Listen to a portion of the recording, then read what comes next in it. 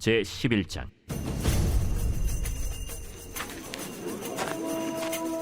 온 땅의 언어가 하나요 말이 하나였더라. 이에 그들이 동방으로 옮기다가 시날 평지를 만나 거기 거류하며 서로 말하되, 자, 벽돌을 만들어 견고히 굽자. 이에 벽돌로 돌을 대신하며 역청으로 진흙을 대신하고, 자, 성읍과 탑을 건설하여 그 탑 꼭대기를 하늘에 닿게 하여 우리 이름을 내고 온 지면에 흩어짐을 면하자. 여호와께서 사람들이 건설하는 그 성읍과 탑을 보려고 내려오셨더라. 이 무리가 한 족속이요 언어도 하나이므로 이같이 시작하였으니 이후로는 그 하고자 하는 일을 막을 수 없으리로다. 자, 우리가 내려가서 거기서 그들의 언어를 혼잡하게 하여 그들이 서로 알아듣지 못하게 하자. 여호와께서 거기서 그들을 온 지면에 흩으셨으므로 그들이 그 도시를 건설하기를 그쳤더라.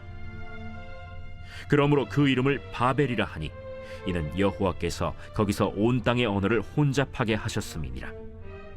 여호와께서 거기서 그들을 온 지면에 흩으셨더라. 셈의 족보는 이러하니라. 셈은 100세 곧 홍수 후 2년에 아르박삿을 낳았고, 아르박삿을 낳은 후에 500년을 지내며 자녀를 낳았으며, 아르박삿은 35세에 셀라를 낳았고, 셀라를 낳은 후에 403년을 지내며 자녀를 낳았으며, 셀라는 30세에 에벨을 낳았고, 에벨을 낳은 후에 403년을 지내며 자녀를 낳았으며, 에벨은 34세에 벨렉을 낳았고, 벨렉을 낳은 후에 430년을 지내며 자녀를 낳았으며, 벨렉은 30세에 르우를 낳았고, 르우를 낳은 후에 209년을 지내며 자녀를 낳았으며, 르우는 32세에 스룩을 낳았고, 스룩을 낳은 후에 207년을 지내며 자녀를 낳았으며, 스룩은 30세에 나홀을 낳았고, 나홀을 낳은 후에 200년을 지내며 자녀를 낳았으며, 나홀은 29세에 데라를 낳았고, 데라를 낳은 후에 119년을 지내며 자녀를 낳았으며, 데라는 70세에 아브람과 나홀과 하란을 낳았더라. 데라의 족보는 이러하니라. 데라는 아브람과 나홀과 하란을 낳고, 하란은 롯을 낳았으며, 하란은 그 아비 데라보다 먼저 고향 갈대아인의 우르에서 죽었더라. 아브람과 나홀이 장가들었으니 아브람의 아내의 이름은 사레며, 나홀의 아내의 이름은 밀가니 하란의 딸이요, 하란은 밀가의 아버지이며 또 이스가의 아버지더라. 사레는 임신하지 못함으로 자식이 없었더라. 데라가 그 아들 아브람과 하란의 아들인 그의 손자 롯과 그의 며느리 아브람의 아내 사레를 데리고 갈대아인의 우르를 떠나 가나안 땅으로 가고자 하더니 하란에 이르러 거기 거류하였으며, 데라는 나이가 205세가 되어 하란에서 죽었더라. 창세기 11장에는 두 가지 중요한 이야기가 나오고 있습니다. 하나는 바벨탑 이야기이고, 다른 하나는 노아의 아들 셈의 후손들이 열거되는 족보 이야기입니다. 창세기 10장 10절에서 세상에서 첫 용사였던 함의 후손 니므롯이 세운 나라들이 소개되는데, 거기에 시날 땅의 바벨이 나옵니다. 그의 나라는 시날 땅의 바벨과 에렉과 악갓과 갈레에서 시작되었으며, 그것을 근거로 시날 평지에 세워지게 된 바벨탑은 당연히 니므롯이 주도하여 시작한 일이었음을 생각해 볼 수 있습니다. 바벨탑을 세우고자 한 이유가 그 탑 꼭대기를 하늘에 닿게 하여 우리 이름을 내고 온 지면에 흩어짐을 면하자는 것에 있었기에, 니므롯은 인류 최초이며 최대인 토목공사를 하나님의 이름보다 사람의 이름을 내는 데 목적을 두고 한 일이었다는 것을 알 수 있게 됩니다. 우리 이름을 내고 라는 번역을 정확히 하면 우리가 우리 자신을 위하여 한 이름을 만들자입니다. 필로는 바벨탑을 쌓을 때 사용된 벽돌마다 사람의 이름을 적었다고도 합니다. 그만큼 인간은 자신의 이름과 명예와 업적을 내세우고 높이기를 원한다는 것을 알 수 있게 됩니다. 17, 8세기 계몽주의 시대를 지나며 인간은 이성, 과학, 경험을 중시하며 인간이 이룩하는 문화와 문명에 고취되어 세상의 중심에 신이 아닌 인간을 세워놓고 세상을 바라보게 되었습니다. 그 이후 더 발전된 세상과 과학은 여전히 세상의 중심 자리에 인간의 왕좌를 놓아두고 그 자리를 서로 차지하려고 수많은 전쟁과 싸움들을 해나가며 지금까지 오게 되었습니다. 그런 바벨탑은 홍수 이후에 인간들이 같이 모여서 살다 보니 그렇게 우연히 건축하게 된 것이 아니고 처음부터 기획되어 바벨탑을 건설하기 위해 모였고 그 일을 인류 최대의 과업으로 삼게 되었다는 것을 알게 됩니다.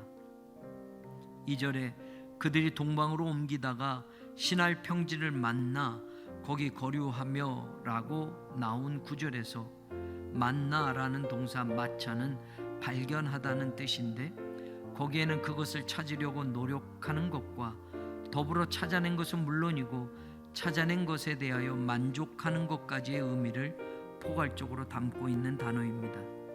그렇다면 그 나라를 건설했던 니무롯이 처음부터 사람들을 이끌고 모아가면서 바벨탑 건설을 계획하고 부지를 선정하기 위해 찾아다녔다는 것을 추측할 수 있습니다.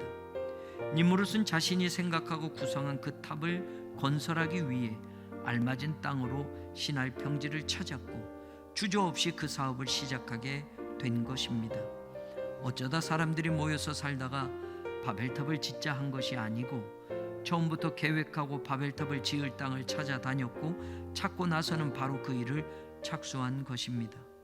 그것이 하나님을 위해서가 아니라 하나님을 상대하기 위해 인간이 자신들의 머리와 기술로 그리고 가지고 있는 모든 것들을 동원하여 다시는 하나님이 이 땅을 홍수로 심판하여도 물에 잠겨 죽지 않을 높고 안전한 성을 짓자는 목적하에 이루어졌다는 것이 주목해야 할 사실입니다. 결국 하나님이 손을 대십니다. 언어를 다르게 만드시고 거기서 사람을 흩으십니다. 그리고 바벨탑을 짓던 그 사업은 중단되기에 이릅니다. 역사는 반복되는 것입니다. 인간은 끊임없이 새로운 바벨탑을 그 이후에도 계속 건설하기를 꿈꾸며 지내왔습니다. 인간의 탐욕이 점점 커질수록 과학과 기술의 발전에 비례하여 바벨탑은 더 높아졌고 그에 따른 희생은 말할 수 없이 커졌습니다. 그래도 여전히 다양한 바벨탑이 시대마다 세워지고 허물어지고 세워지고 허물어져 가고 있음에도 그 허망한 꿈을 인간은 버리지 못하고 그 끝을 언제나 하늘 꼭대기까지 닿게 하고자 이제는 창조주의 영역까지 침범하여 복제 인간도 만들어낼 수 있는 과학과 기술의 영역에 도달했습니다. 바벨탑 사건 이후 창세기 11장은 우리에게 믿음의 조상으로 선택받게 된 아브라함의 이야기를 하고자 그의 조상 셈의 족보를 꺼내어 나열합니다. 노아는 셈에게 셈의 하나님 여호와를 찬송하리로다 축복을 선언하며 가나안은 셈의 종이 된 후 야벳을 창대하게 하사 셈의 장막에 거하게 하시리라고 선포했습니다. 그런 셈의 후손들이 열거된 족보가 11장에서 등장하는데 특이한 것은 그 사람들의 수명과 나이가 기록되어 나오는 것입니다. 그것은 우리에게 중요한 메시지를 전달해 줍니다. 셈이 100세의 홍수가 있었고 그 후 502년을 더 살게 되는데 아브라함이 태어날 때 셈은 392세였고 아직 210년을 더 살 수 있는 나이였습니다. 그렇다면 아브라함이 100세에 이삭을 낳고 이삭이 60세에 에서와 야곱을 낳고 그들이 50살이 될 때까지도 셈은 살아 있었던 것입니다. 더 중요한 것은 노아가 홍수 후에 350년을 더 살고 950세에 죽게 되는데 아브라함이 태어날 때 노아는 890살이었고 아브라함이 60살이 될 때에야 노아가 죽게 됩니다. 노아부터 그의 아들 셈 그리고 우리에게 믿음의 조상으로 남겨진 아브라함까지 모두가 동시대를 살았다는 것은 우리에게 중요한 것을 생각하게 만듭니다. 지금처럼 복잡한 세상이 되고 80억이 넘는 사람들이 살아가는 세상이 아닌 그때에는 적어도 인구 이동이 많지 않았고 인류가 대륙을 넘나들며 사는 것은 거의 불가능하였기에 그들은 같은 지역에서 왕래하며 살았을 것입니다. 아브라함은 노아로부터 홍수 이야기를 직접 들을 수 있었을 것이고 노아의 아들 셈이 경험한 홍수와 방주에서의 삶의 이야기를 아브라함의 아들 이삭과 그의 손자들인 에서와 야곱이 직접 들을 수 있었을 것입니다. 저는 이미 하나님 나라에 가신 아버지를 통해서 내가 겪어보지 못했던 일제강점기 시대 이야기도 들었고 북한이 고향이셨던 배나무가 많았다고 하신 고향 이야기도 들었고 백두산 이야기도 들었고 6.25 전쟁 이야기도 들었습니다. 셈의 후손들도, 그리고 셈의 족보 마지막 이름으로 나오는 아브라함도, 그리고 이삭도, 야곱도, 에서도 노아 홍수에 대한 이야기를 직접 경험한 자신들의 조상으로부터 들을 수 있었을 것입니다. 그런 의미로 더 생각해 보면 홍수를 경험한 노아도 아버지 라멕이 56살이 될 때까지 최초의 사람이고 하나님이 창조한 사람인 아담이 살아 있었기에 에덴 동산의 이야기와 하나님의 말씀에 불순종하여 그 동산에서 쫓겨난 이야기, 그리고 비극의 씨앗이 된 가인이 동생 아벨을 죽인 이야기도 직접 생생하게 들을 수 있었을 것입니다. 그 시대의 수명은 그것을 가능하게 한 것입니다. 역사를 기록할 도구나 방법이 완전치 못했기에 구전으로 모든 것이 전해졌고 그것이 지금 기록으로도 남겨지게 하도록 하나님은 수명을 그때에는 그렇게 길게 주신 것이 아닐까 생각해 봅니다. 그러나 문제는 지금 우리가 살아가는 시대에 와서는 우리의 역사와 삶 속에서 분명하게 함께 하셨던 하나님의 이름이 빠져버리고 하나님이 하신 일이 잊혀진 채 성경이 아니고서는 흔적조차 남지 않은 사라진 진실이 되어버렸다는 것입니다.